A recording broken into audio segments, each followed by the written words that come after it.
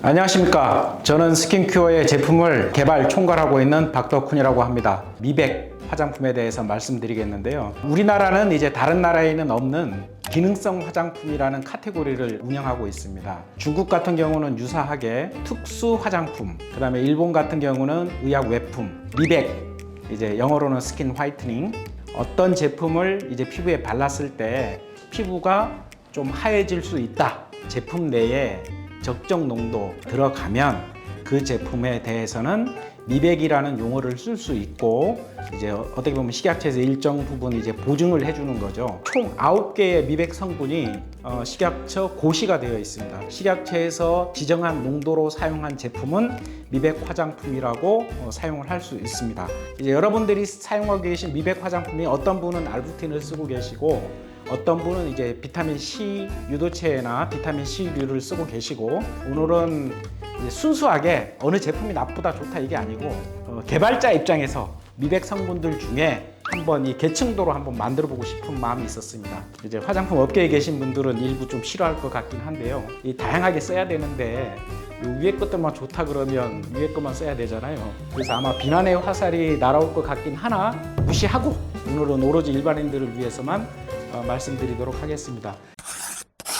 가장 많이 쓰는 미백제는 기존에는 굉장히 많이 썼어요. 알부틴, 옛날에는 최고의 그 탑 랭크 요 위치에 있던 성분이죠. 하이드로퀴논이라는 땡땡 제약의 그 약으로 나와 있습니다. 피부에 미백 성분은 확실히 있어요. 근데 그거는 이제 약으로는 허가가 돼 있는데 화장품 업계에서는 쓸 수가 없어요. 너무 아까운데 써야 되겠다 해서 여기다가 하이드로퀴논에 여기 포도당을 하나를 붙였어요. 물에 잘 녹고 가격도 싸고 그 다음에 어느 정도 효과도 보장이 되고, 그래서 미백제로 이제 일본에서 먼저 개발이 되어서 이제 동양권에서는 정말 선풍적인 인기를 끌었습니다. 한 15년 정도 굉장히 인기를 끌었는데, 기능성 화장품은 이 성분이 유통기간 중에 90% 이상 유지가 돼야 되거든요. 알부틴 함량이 생각보다 제품 내에서 뚝뚝 떨어지는 것을 이제 발견하게 됐어요. 그런 현상이 어떻게 해서 일어나는가 확인을 했더니 요 하이드로퀴논하고 포도당하고 연결되는 요 고리가 잘라지는 것을 이제 확인하게 됐습니다. 근데 저희가 해보니까 사실은 빛에 의해서도 잘리더라고요. 물 속에서 이제 어떤 스트레스에서도 잘리고, 시간이 가면 어쨌든 잘려요. 이제 대부분의 대기업이나 많은 기업들이 그 사실을 알게 됐어요. 거의 퇴출되는 분위기는 하나 여전히 동양권에서는 사용을 하고 있고 오품인명일 것 같아요, 국내는. 근데 여전히 다른 나라에서는 지금도 쓰고 있고, 앞으로 점점 거의 시장에서 퇴출될 그런 성분으로 이제 보여지기 때문에 제일 낮은 이쪽 밑에다가 제가 이제 붙여 놓겠습니다.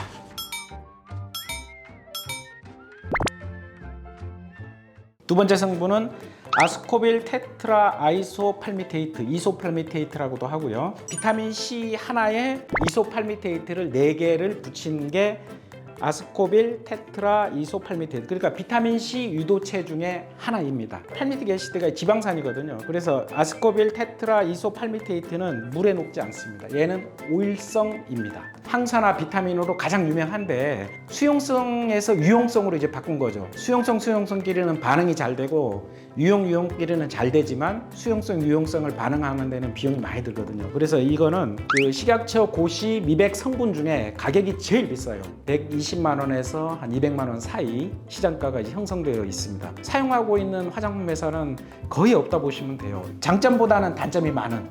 그래서 이 제품도 이제 사용이 거의 안 돼서 이제 밑에 이 정도에 이제 넣도록 하겠습니다. 기능성 화장품 법이 만들어지면서 일본에 있는 원료사 제품들이 많이 리스트업이 됐어요.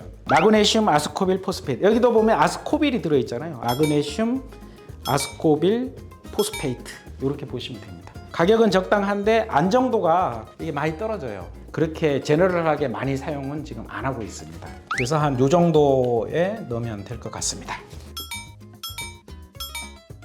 에칠 아스코빌 에텔, 이것도 아스코빌 붙어 있잖아요. 이것도 이제 비타민 C 유도체로 보시면 되고요. 에칠기하고 에이서기가 붙어 있는 비타민 C 유도체 중에 하나고, 안정하고 사용하는데도 좀 편리하고 가격도 이제 아주 비싸지 않고 적당해서 이제 좋은데 어떤 특정 조건에서 산도가 떨어지면서 좀 불안정성이 사실 좀 있습니다. 약간 기술력이 있는 대기업 중심으로 이제 주로 사용을 하고요. 제형은 되게 안정된 것으로 보이나 가끔 이제 제형상 문제를 일으키는 그런 특성을 갖고 있습니다. 마그네슘 아스코빌 포스페이트보다는 훨씬 비싸고요. 가격대는 지금 한 킬로그램당 한 20만 원에서 30만 원 사이 정도 하고요. 퓨어 바이타민 C는 킬로그램당 한 2만 원에서 한 3만 원.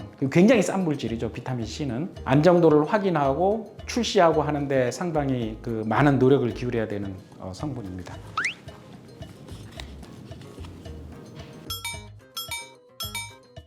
알부틴이 물에도 잘 녹고 가격도 싸고 한 우리나라 미백 화장품의 한 90%를 차지했었잖아요. 법적 리스크가 생기고 여러 가지 문제점이 발견되고 난 후에 알부틴이 없어지면 어떻게 하느냐 해서 난리가 난 거예요. 이 나이아신아마이드는 알부틴이 문제가 발생되고 난 후에 식약처에서 추가로 등록을 해준 미백 성분입니다. 말 그대로 알부틴을 거의 100% 대체했다고 보시면 돼요. 1%에서 5%까지 지금 사용을 하도록 되어 있고요.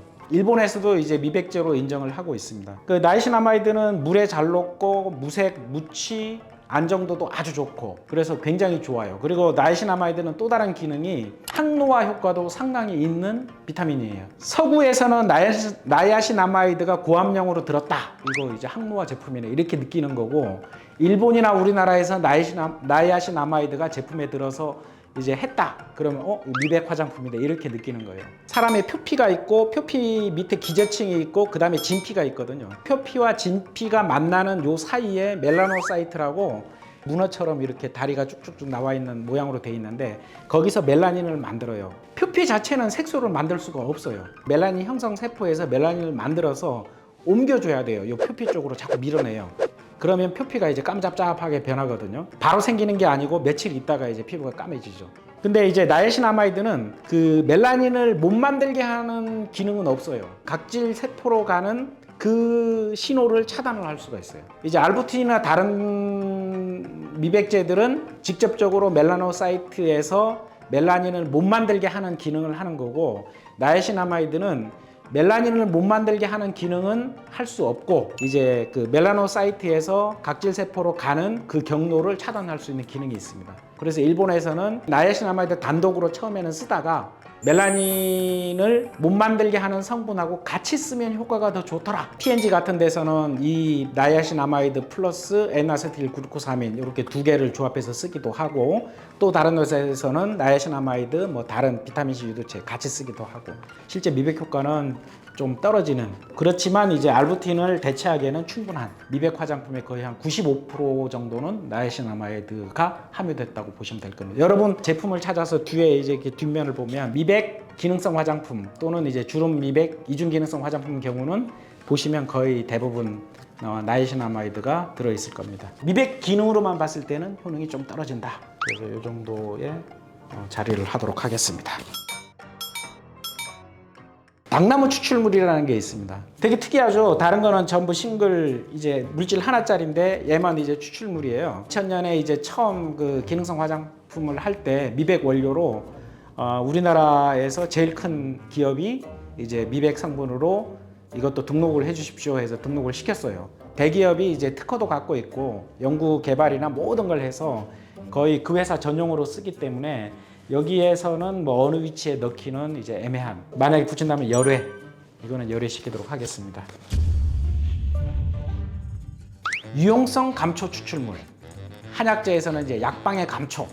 그 다음에 서구에서도 굉장히 많이 써요. 이제 감초에는 그 오일리 컴파운드 유용성이라고 그러거든요. 유용성 물질도 있고 수용성 물질도 있어요. 아주 소량의 유용성이 나오는 부분을 갖고 농축을 해서 정제를 하면 굉장히 밝은 황색의 이제 파우더를 얻을 수가 있습니다. 글라브리딘이라는 성분이 효과가 있었고 유용성이기 때문에 제품 적용은 조금 힘든 부분이 있어요. 주로 이제 크림, 로션 뭐 이런 데 많이 쓰고 투명 스킨이나 하이드로젤 같은 데는 이제 적용이 불가능합니다. 왜냐하면 색이 이제 워낙 있다 보니까 고객이 받았을 때 제품이 좀 노래요. 근데 이제 미백 제품은 좀 하얗든지 투명하면 좋잖아요. 그거 외에 뭐 특별하게 문제는 없고요.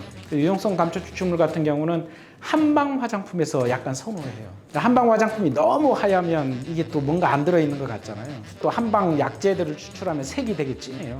유용성 감초 추출물을 한방 제품에 쓰는 거는 이제 소비자들이 거의 그거에 대한 클레임이나 색이 왜 이러냐 하는 거에 대한 그런 게 없는 거죠. 스틱밤 있죠.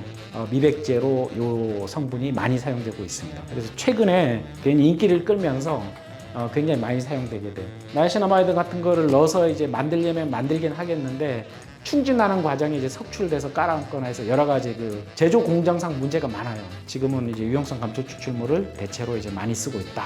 사실 뭐 이거 비슷하긴 한데 여기다 넣도록 하겠습니다.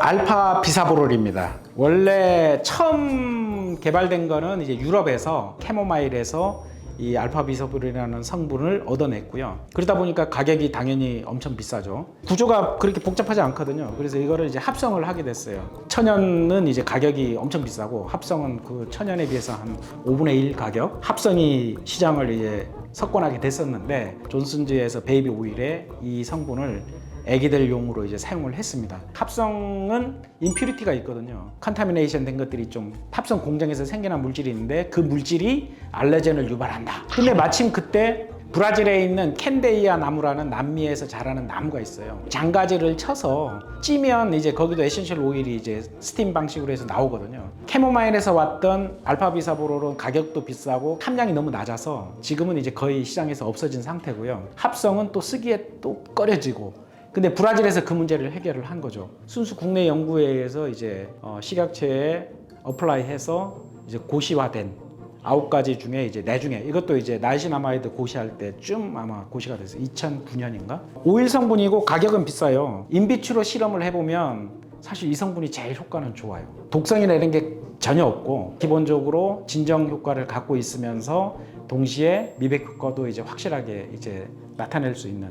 그래서 낮은 농도에서는 진정 효과가 있고 높은 농도에서는 진정 플러스 미백 효과가 있습니다. 뭐 베이비 제품이나 그런 진정용으로 쓸 때는 이제 한 0.1% 정도 사용을 하고 진정 플러스 미백 플러스 뭐 이런 보습 효과까지 본다면 0.5% 정도 사용하는.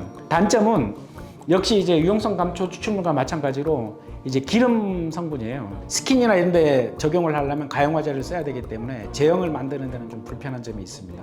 근데 크림이나 로션 이런 거 만드는 데는 전혀 문제가 없고 저희가 분석을 해본 바로는 5년 지나도 실제로 이제 보관만 돼 있으면 이제 변화가 없더라고요. 그래서 굉장히 안정한 물질로 이제 확인이 되고 고온 뭐 습도라든지 이런 데 전혀 문제가 없는 그런 제품 되겠습니다. 두 번째 정도 놓도록 하겠습니다. 미백 성분 중에 그래도 가격은 되게 비싼 편이고요. 여기도 이제 아스코빌 붙어 있잖아요. 아스코빌이 붙으면 뭐다? 비타민 C 유도체다. 비타민 C에 포도당을 하나 딱 붙였습니다. 그래서 이거를 이제 효소로 붙여요. 요 포도당을 하나를 가져다가 비타민 C에다 붙이죠.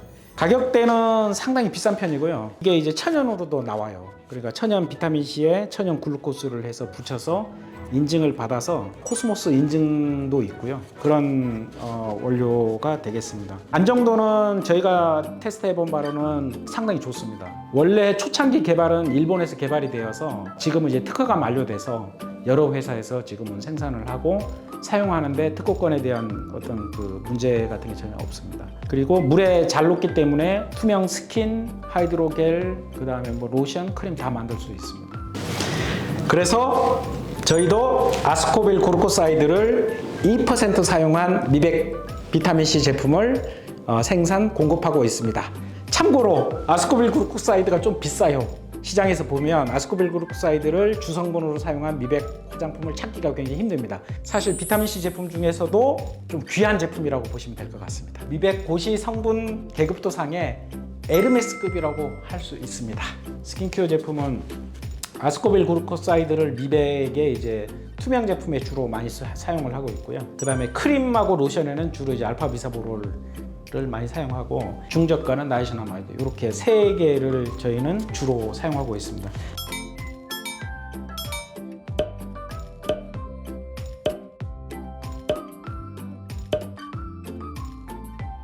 여러 미백제에 대해서 말씀드렸는데 저희가 이렇게 위에 놓은 거는 저희 좀 사심도 있긴 한데 왜냐하면 저희가 많이 사용하고 있기 때문에 그렇지만 실제로 사용해 보면 이 제품들은 그래도 나름 괜찮다, 이렇게 말씀드릴 수 있습니다.